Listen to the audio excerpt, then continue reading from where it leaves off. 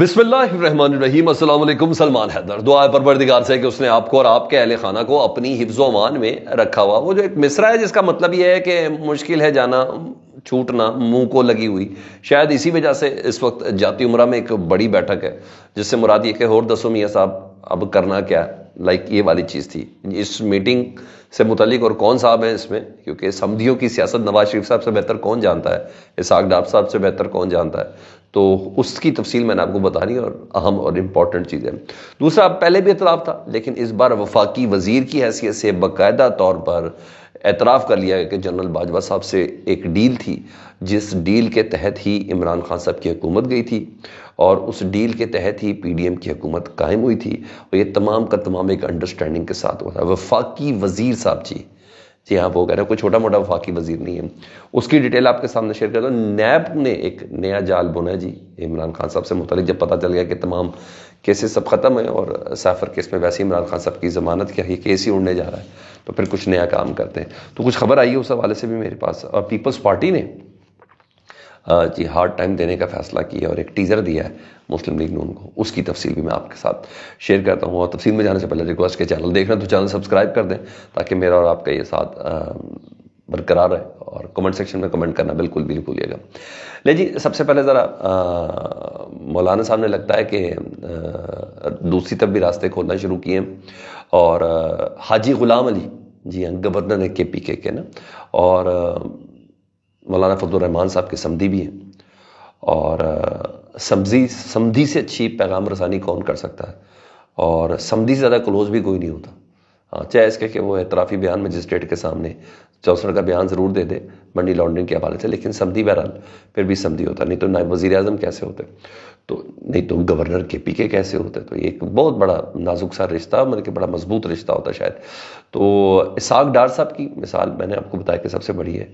तो समधी साहब जाती उम्रा पहुँचे हैं, यानी गवर्नर KPK गुलाम अली साहब जाती उम्रा पहुँचे और वहाँ उनकी पहले तो मरीम नवाज़ और नवाज शरीफ साहब दोनों से मुलाकात हुई, फिर सिर्फ नवाज शरीफ साहब से उनकी मुलाकात हुई, और जिस वक्त तक मैं आपसे बात करूँ ये मुलाकात जारी है। लेकिन सवाल ये है कि ये समधी पहुँचे क्यों हैं। ख़बर जो मेरे पास है वो ये है कि बातचीत तमाम सियासी है, मुफाहमत की हो रही है और दीगर मामलात इसमें डिस्कस हो रहे हैं, क्योंकि रास्ता निकालने की कोई कोशिश है। क्योंकि अभी जो इस वक्त मौजूदा सियासी मौक़िफ़ है ना, तो उसमें नवाज शरीफ साहब का बाकायदा मौलाना साहब के करीब आना बहुत ज़्यादा ज़रूरी है, उनको मनाया जाना बहुत ज़रूरी है। देखें वो मानते कि नहीं मानते, क्योंकि इस वक्त मौलाना का जो सियासी मौक़िफ़ है वो नून लीग की बजाय पाकिस्तान तहरीक इंसाफ के ज़्यादा करीब तस्वुर किया जा रहा है। और वैसे भी उन्होंने बता दिया कि मुस्तक़बिल में हम मुज़ाकरात या साथ चलने पे कोई हमें एतराज़ भी नहीं है। मौलाना साहब ये असम्बली के कॉरिडोर में उन्होंने बाकायदा साफ़ी के सवाल पर उन्होंने जवाब दिया था,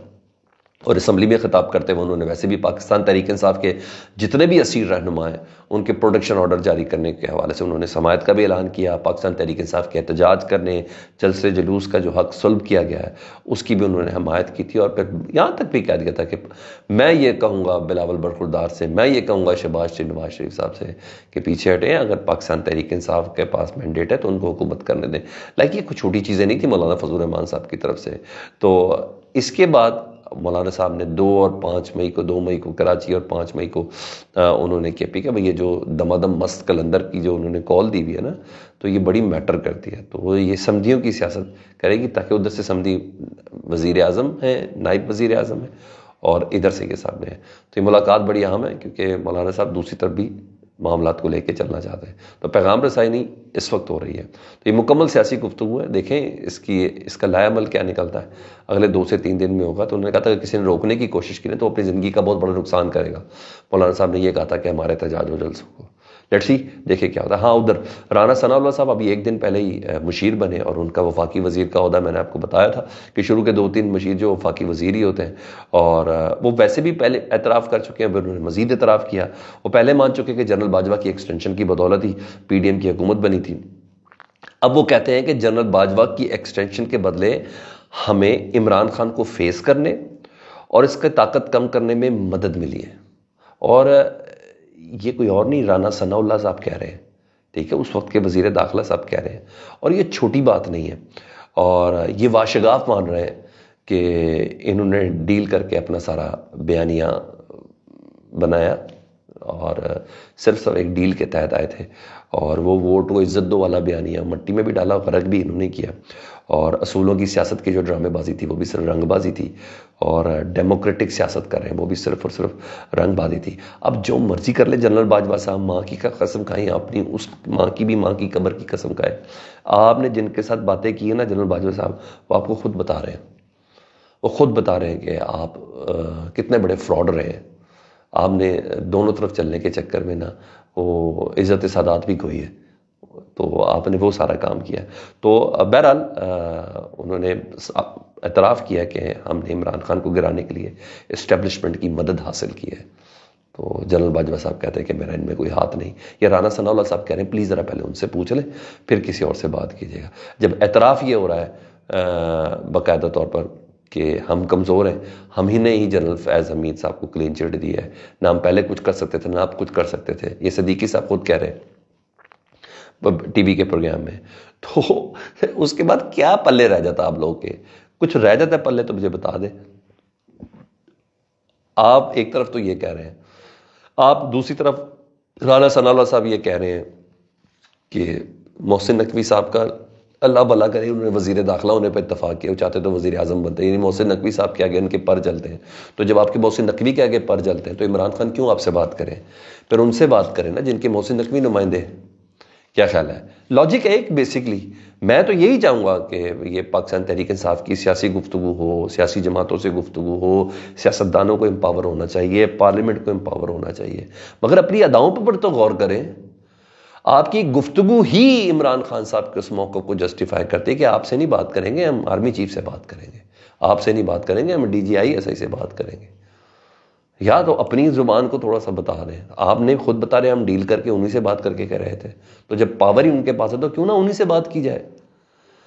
مجھے نہیں سمجھ آتی پھر ایتھک، سیاست، ڈیموکریٹک سیاست، جمہوریت، یہ کیا چیزیں بات کرتے ہیں؟ تو تھوڑا سا اپنی ہی اداؤں پر تھوڑا غور کرنا بہت زیادہ ضروری ہے۔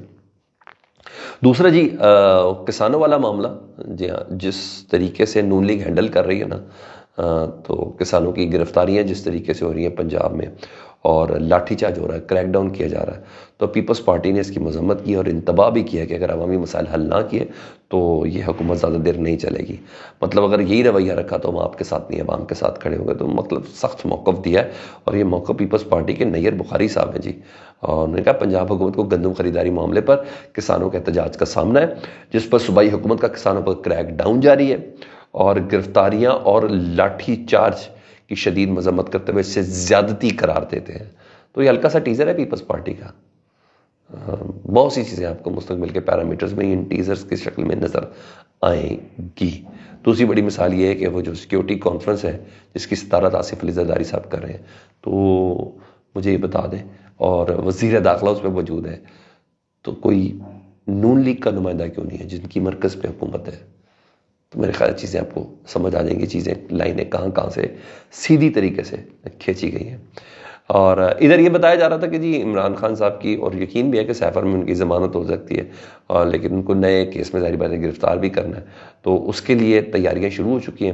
خبر یہ عمران خان صاحب کو توشہ خانہ نیب کیس میں سزا ہونے کے بعد عمران خان کی نیب طلبی کا نیا کال اپ نوٹس 16 اپریل کو جاری کیا گیا تھا، جس سے یہ لگتا ہے کہ نیب راولپنڈی جو ہے وہ توشہ خانہ تحائف کو غیر قانونی بیچنے کا ایک نیا ریفرنس بنانے میں اس ٹائم مصروف ہے، اور اس پہ ایک نیا ریفرنس تیار کرنا چاہ رہی ہے، مطلب گرفتاری دوسری ڈالنے کی کوشش کرے گی۔ تو یہ چیزیں چل رہی ہیں تاکہ تھوڑا پریشر بھی تو بلٹ اپ کر کے رکھنا ہے نا۔ تو ایک طرف نیب ختم کرنے کے لیے نون لیگ سفارشات کر رہی ہے، تو دوسری طرف ریفرنس کی تیاریاں۔ کیا یہ کھلا تضاد نہیں ہے؟ مجھے تو کھلا تضاد لگتا ہے، باقی آپ کمنٹ سیکشن میں مجھے ضرور بتائیے گا۔ اپنا بہت خیال رکھیے۔ اللہم صلی علی محمد و آل محمد۔